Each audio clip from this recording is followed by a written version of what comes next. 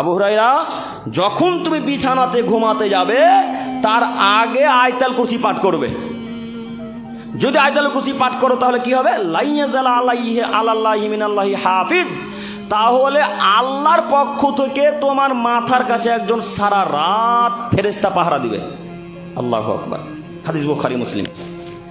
একজন ফেরেশতা আল্লাহর পক্ষ থেকে আসবেন, এসে ওই লোকটার মাথার কাছে থাকবেন যে লোকটা আয়াতুল কুরসি পাঠ করে শুয়েছে।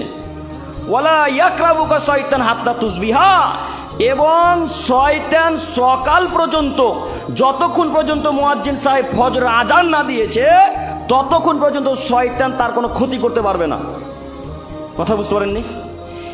আজাজিল আবু হুরায়রাকে শিক্ষা দিলেন যে আবু হুরায়রা, তুমি যদি এইভাবে আয়াতুল কুরসি পাঠ করে রাতের বেলায় ঘুমাও তাহলে সারা রাত একজন ফেরেশতা আল্লাহর পক্ষ থেকে আসবেন, এসে তোমার কাছে পাহারা দিবে, কোনো শয়তানকে তোমার